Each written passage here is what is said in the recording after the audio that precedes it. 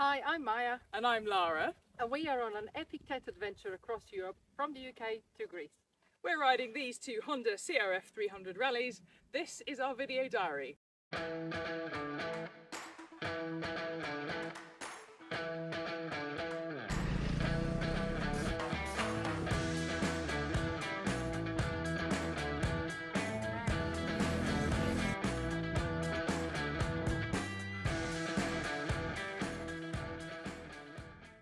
Hi and welcome to week 3 of our video diary. Currently we are in Željeznica on the border of Croatia and Bosnia. I'm glad you're saying these words. The original film was made in Italy, where we were at the end of week 3. Yes, we recorded week 3, but sound didn't really work out, so we're on this amazing ski slope, which we'll show you a video of. It's a great place to be, but the sound was rubbish, so we are going to tell you about week 3 from this aeroplane, which I have no idea what it is, but somebody knows exactly which it's one. A Dakota. It's a very graffitied Dakota, but it's definitely a Dakota. So it's really cool to be sat on it. Cool. It's a really cool place, so glad we're here. And here's a rundown of our week 3. Where do we start? Well, it started off with getting lost. Yeah, it did, didn't we? Yeah, well, separated, not lost. We weren't lost. We knew what route we were doing. We were on it. Lara lost her front wheel a little bit. No, I fell off the bike. Basically, I was trying to do standing up. I was trying to stand up around the corners and kind of push the bike away from me and get my hips out. And I did it in third gear and it stalled and just dropped it immediately. And then I kind of didn't have comms, and I couldn't let you know because you're out of reach of the centre. And I didn't know my Garmin system could kind of message you. So. Yeah, basically. There was no mobile signal, so we couldn't have phoned each other. I was too far ahead for Senna to pick up the comms. And Garmin was there, but you weren't aware you could message it. So we were sort of, I carried on for a while, but whoever's in front, we always stop after a while to check on the other one, wait. I couldn't see on a DMD system, and so I waited and waited, much longer than normal waiting for Lara is, including all the faffage. It could be Spotify or camera or anything else. I thought something's not right. Turned around. By then you have picked your bike up, so it all worked out well, but it was a really good lesson. And now we know the Garmin InReach Mini that we've purchased and carry with us all the time, turned on, well, remember. You can use it as a messaging system on your mobile phone. It's really quick and easy, and a very good way to keep safe. So that was our first little learning, really, for bigger adventures as well. When we're more into the areas where there's no phone signal and what are hills, because Senna cuts out very quickly when you go around a corner. And then we did a little sketchy kind of climb, didn't we? Yeah, it was a proper bouldery climb. It was a bit of a mess. It was very steep. It was sort of, the rocks were not solid. That's a silly thing to say. The rocks, there were big boulders, there were big stones. It was a scramble. On the TET route, did it say, "Here be brave heart," and brave we were. Did get to the top. It was really hot. Luckily it was in the woods, so it was sort of shaded. Unbelievably hot. Kind of like now. It's kind of like that. It's really hot. But that was momentum and sheer stubbornness, and well, we got to the top and it was fantastic. Coming out of there was very, very sketchy. And the down was even cheekier somehow. I'm still not convinced that was a motorised vehicle route, more like pedestrian scrambler route.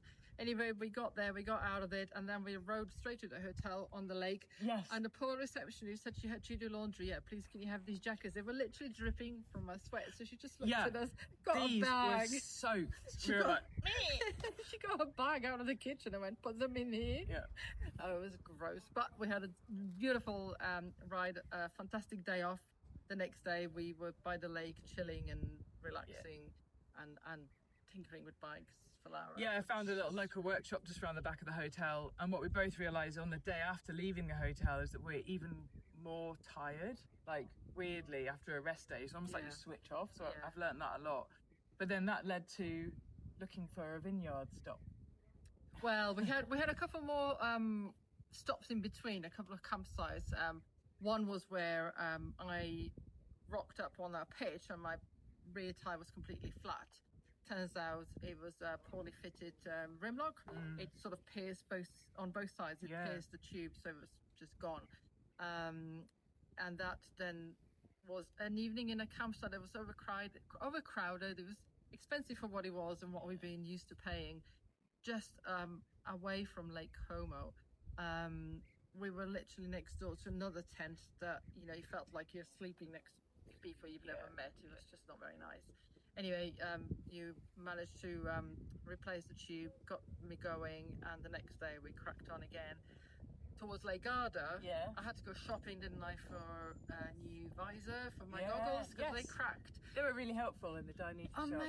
Amazing. Like family run shop. They knew everything. I mean, the guy was some championship in motocross, I think. I can't remember. Trails, that's it. And the young lad you were chatting to, he's a racer, isn't he? He's always very keen on racing. Soon to be. More trails work, just a really nice vibe, the whole family, and everybody's into bikes, and everybody's some sort of a champion or on the way to be one, so it was really cool.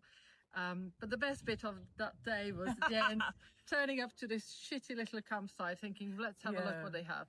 They were really unfriendly, and they said, oh, you can have this pitch here, which wasn't even a single pitch, never mind for 2 tents, on the side of the road, behind some camper van, and we just went, no chance. It's expensive as well. Asked, is there another campsite nearby? No, don't know.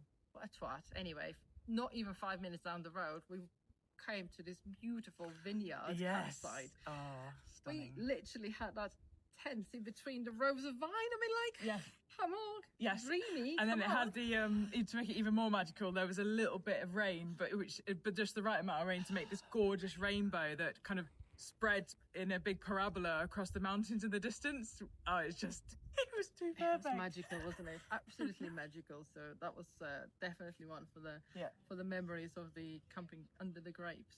That we also drank wine underneath. Yes, it was their local vineyards. We drank their wine and their beer, and it was a really nice way to finish. Oh, it was fantastic. A taste of Italy. Yes, and then I think, where are we then? Then we got to Slovenia, but that was before now. So we're not going to tell you anything about that. Well, let's not go too much further. So that was that's a summary of week 3. We've just done it from the engine on Dakota. I'm disappointed I don't know which one it is, but I'll get back to you in the commentary afterwards. Google. And I'll head to Google. So next thing we need to do is put a sticker on this. And find the bunker entrance, and then we are going to Bosnia to Bihać for the night. We're going back to Croatia to finish off the TET and go back to Bosnia. So I'm actually really excited just to get to Bosnia. This is like my big... We've made it here. We've made it to the Balkans, but it is week 3. So whoop. And now we're in week 5. So anyway, thanks for watching. Hopefully catch you at the next one.